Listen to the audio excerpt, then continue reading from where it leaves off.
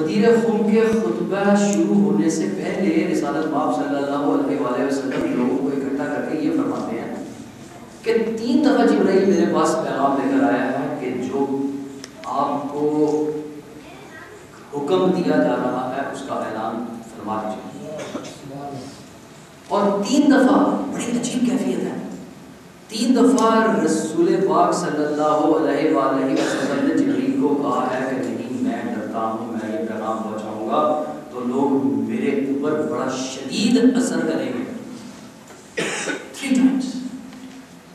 بڑی عجیب کیفیت ہوگی کہ جبرائیل علیہ السلام وحی لے کر آئیں اور رسالت مآب صلی اللہ علیہ وسلم فرماتے ہیں میں تبلیغ نہیں کرتا. یہ واقعہ اتنا شدید، یعنی ان واقعات اسلام کو ڈیویٹ کرنے کی کوششیں خود رسالت مآب صلی اللہ علیہ وسلم کے زمانے سے شروع ہو چکی ہیں. اس لیے میں نے سمجھا کہ کربلا کا واقعہ ظاہر ہے کہ یقیناً پیچھے سے موجود ہے. وہ لوگ جو بے حیثیت کر دیے گئے تھے سیاسی طور پر، ان لوگوں کی یقیناً یہ کوشش رہی کربلا پہ اتنی شدت کیوں آئی. کچھ باتوں کا میں آپ کو عرض کروں گا اور کچھ باتوں کا میں نے کل ذکر کیا تھا کہ ان کی کوشش تھی کہ خاندان رسالت کو اور رسول اللہ صلی اللہ علیہ وسلم کے ان تمام لوگوں کو جن کی طرف اسلام یا رسالت کو منسوب کیا جا سکتا ہے اس دنیا سے ختم کر دیا. اینڈ دے ور تھنکنگ کہ یہ پاسبل ہے. میں نے جو یہ کہا تھا کہ میں ان کو مسلمان نہیں سمجھتا، وہ اس لیے بھی کہا تھا کہ ایک شخص اگر اس بات کو بلیو کرتا ہے کہ ان لوگوں کو اللہ تعالیٰ نے مقرر کیا ہے اور اللہ تعالیٰ کے مقرر کرنے کے بعد کسی انسان میں یہ طاقت نہیں ہے کہ اس کو ختم کر سکے، وہ اس بات کو اگنور کر رہے تھے. وہ کہتے ہیں یہ پاسبل ہے کہ ان سب کو ختم کر دیا جائے اور اس کے بعد یہ نام بھی ختم ہو جائے گا اور یہ انتصاب بھی ہمارے نام ہو جائے گا. اس لیے میں نے جناب علی اکبر اور جناب علی اصغر کی شہادت کا ذکر نہیں کیا. آج ہم دیکھتے ہیں کہ امام حسین علیہ السلام نے یزید کی اس کوشش کو سبوتاش کرنے کے لیے یا ختم کرنے کے لیے یا اس کو منطقی انجام تک پہنچانے کے لیے کیا اقدامات اٹھائے. میرا فوکس یہ ہوگا کہ عموماً یہ سمجھا جاتا ہے یا وہ یہ کہتے ہیں یا سمجھتے ہیں یا ممکن ہے بہت لوگ نہ سمجھتے ہوں لیکن عمومی طور پر یہ بات سمجھی جاتی ہے کہ یزید کوئی ایکشن لے رہا تھا اور اس ایکشن سے بچاؤ کے لیے امام حسین کو دفاع کر رہے تھے. یقین مانیے کربلا کے واقعات میں ایسا نہیں ہوا. یزید کو بار بار امام کے عمل کرنے کے سلسلے میں اپنی اسٹریٹجی تبدیل کرنی پڑی.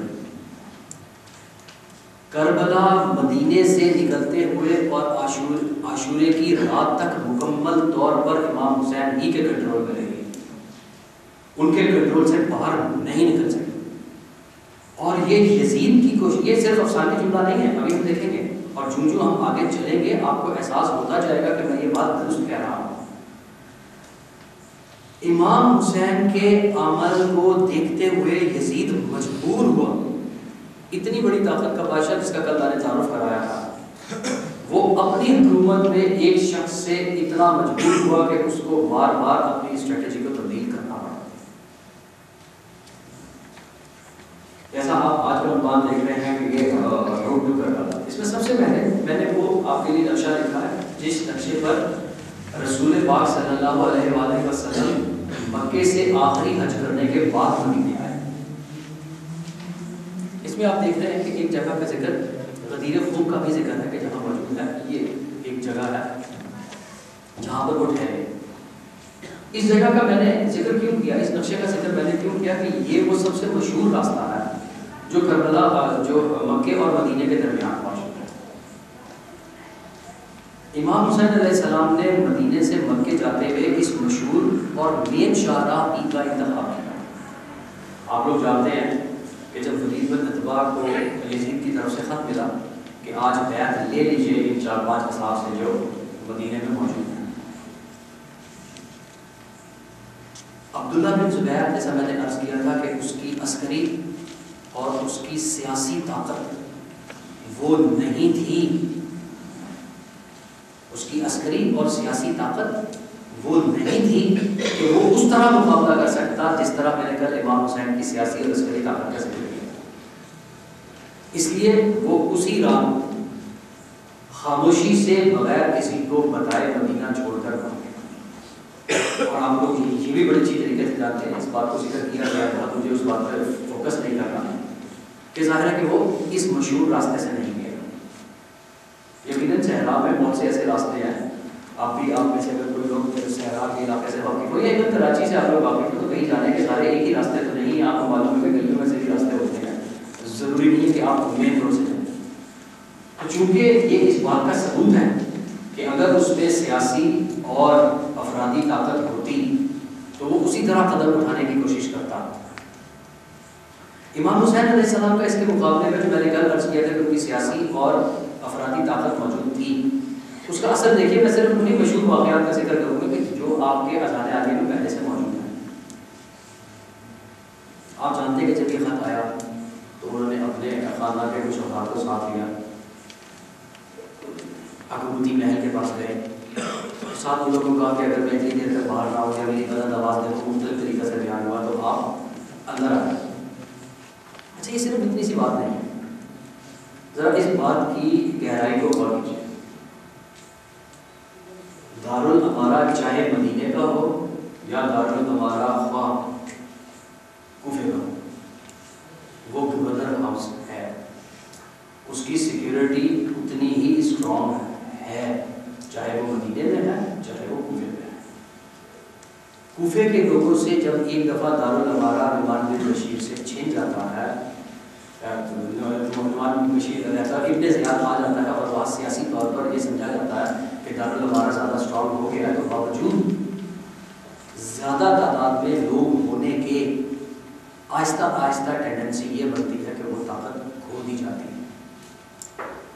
امام حسین علیہ السلام اپنے چند لوگوں کو ساتھ لے کر جاتے ہیں اور ایک ٹائم اسپیسیفک دے کر کہتے ہیں کہ اگر یہ نہ ہوا تو you simply enter into the دارالامارہ. یہ کیا مطلب ہے؟ صرف دارالامارہ میں انٹر ہو جائیں اور امام حسین کو نکال کے باہر دے آئے، یا اپنی اس عسکری قوت کا اظہار کرنے کا کہا جا رہا ہے جو امام حسین علیہ السلام رکھتے تھے، جس کا میں نے کل ان ڈیٹیل ذکر کیا تھا. یعنی امام حسین اپنی عسکری طاقت اس وقت اس رات ہی مدینے میں اتنی رکھتے تھے کہ اگر خدا نہ خواستہ کوئی ایسی حرکت ہونے کی کوشش ہوتی تو دارالامارہ کو بھی کیپچر کیا جا سکتا تھا. پھر دوبارہ وہی بات عرض کروں گا جو میں نے کل کہی تھی کہ آخر پھر 2 دن کے بعد یا واضح کا نکالا، 3 دن کے بعد یا واضح کا کہ اگلی رات کے بعد آپ نے یہ طے کیا کہ آپ مدینہ چھوڑ دیں.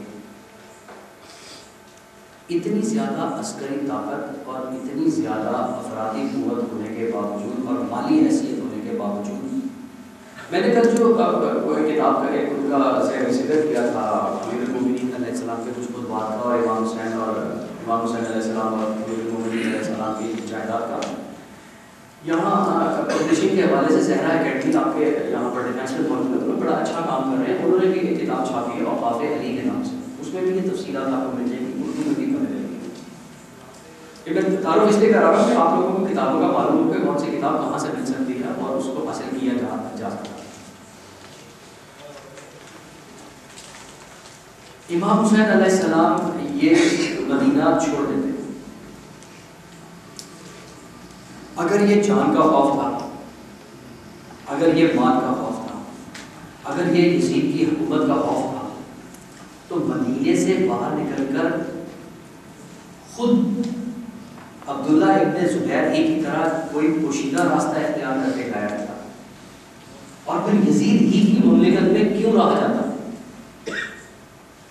یزید کی مملکت سے کہیں باہر نکلنے کی کوشش کی جاتی. ایسی کوئی حرکت نہیں ہوئی یزید کی مملکت سے باہر نکلنے کی امام علی مقام علیہ السلام کی طرف سے کوئی کوشش نہیں کی. پھر دوسری طرف وہ اس راستے کا انتخاب کرتے ہیں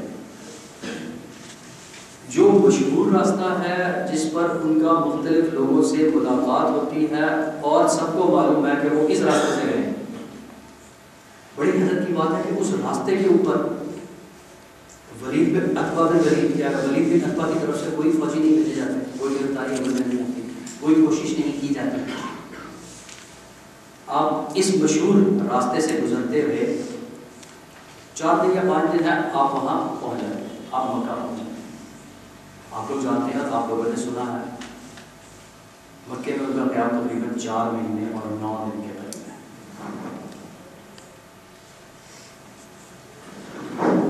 شاید پڑھا جا رہا ہوا.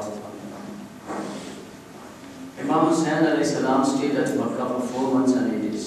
He came on 3rd Shaban 60 Hijri and left 8 Zilhijjah. ایک سیکنڈ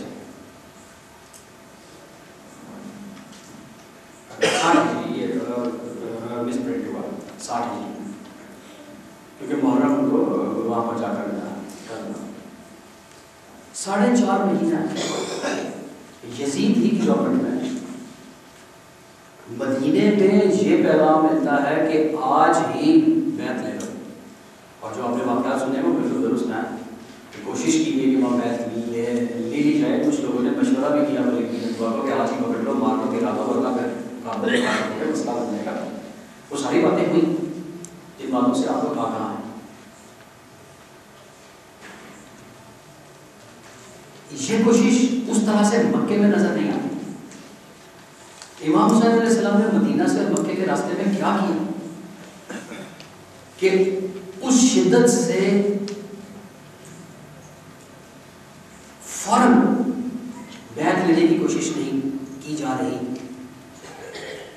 صرف ان 4 دنوں کے سفر میں انہوں نے 83 مختلف قبائل کو ختم کیا اور ان کو آگاہ کیا. اس راستے میں تقریباً ان کو 17 کے قریب مختلف قافلے والوں نے ملاقات کی ہے.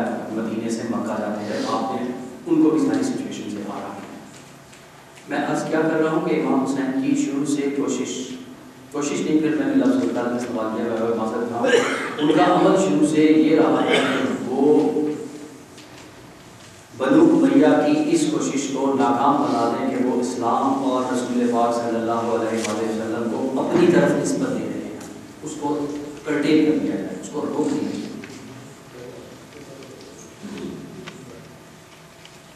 یہ کوشش اتنی بھرپور تھی, ہم اس پہ علیحدہ ایک سیشن کر سکتے ہیں یا ٹائم نکال سکتے ہیں کہ صرف یہ 4 دن کا جو سفر ہے اس میں ان کو پڑھیں ان لوگوں, کیونکہ یہاں سے انہوں نے یمن کی طرف بہت خط روانہ کیے جس کے اثرات ابھی ہم دیکھیں گے کہ ان کو مکے میں بھی موجود ہیں.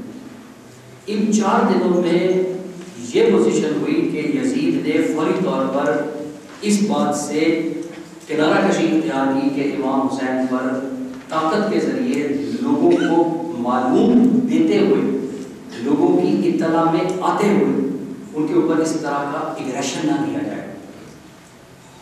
آپ دیکھیں گے بعد میں اگریشن ہوا, کہ اگر وہ اگریشن تھا تو یہاں بھی ہوگا, بعد میں کیا ہوا اس کی وجوہات ابھی دیکھ لیں گے. لیکن کم از کم یہاں یزید کو یہ ہونے پر مجبور ہونا پڑا کہ جتنی سختی پہلے دن اس کے دماغ میں تھی وہ اس کے دماغ سے بھی نکلی, اور اتنی پبلسٹی اس واقعے کی کر دی گئی. حج قریب ہے, لوگ آ رہے ہیں, لوگوں سے ملاقات مسلسل ہو رہی ہے, تو اس لیے اطلاع بڑی تیزی سے لوگوں کے اندر پھیل رہی ہے, بتا دی گئی. خود مکے میں جب وہ موجود رہے 3 مہینے کے بعد حجر لوگ پہلے آنا شروع ہو گئے. اس زمانہ تو نہیں ہے کہ آج حجر تو آپ 4 دن پہلے ہو رہے تو پہنچ جائے پہلے سے. وہ ایک کلچرل رواج ہے جو آپ نے دیکھا.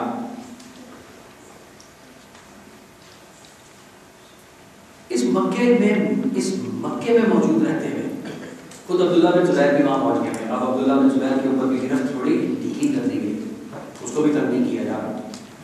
امام حسین بھی وہاں پہنچ گئے. عام طور پر لوگوں میں یہ تاثر ابھرنا شروع ہوا ہے کہ شاید امام حسین یزید کی حکومت کے خلاف کوئی ریوولٹ کرنے جا رہے ہیں. یہ جو میں نے لفظ لکھا ہے یہ بہت سی کتابوں میں اور بہت سے واقعات میں بڑے اتھینٹک جو جگہوں پر آپ کو ملتا ہے, اور خاص کر وہ مقابلے جو ابن عباس اور عبداللہ بن زبیر کے درمیان ہوئے ہیں, ان سے بات بڑے واضح طور پر پتہ چلتی ہے کہ امام حسین کا وہاں آنے سے عام تاثر یہ ابھر رہا تھا کہ شاید وہ یزید کی گورنمنٹ کے خلاف کوئی ریوولٹ کرنے جا رہے ہیں. جس طرح سے انہوں نے یہاں پر خط لکھے یا ان کو خط موصول ہوئے, صرف کوفے سے انہیں خط موصول نہیں ہوئے, آپ لوگ جانتے ہیں کہ ان کو مملکت اسلامیہ کے مختلف علاقوں سے خط موصول ہوئے, اور جتنے خط انہیں کوفے سے موصول ہوئے ہیں تقریباً اتنے ہی خط ان کو یمن سے بھی آئے. یہ پاسبلٹی تھی کہ وہ کوفے میں جائیں اور خط وہاں سے بھی نہیں آیا۔ تاریخوں میں ہمیں ان لوگوں کے نام مل جاتے ہیں کہ جن کو امام حسین علیہ السلام نے خط لکھے اور جنہوں نے امام حسین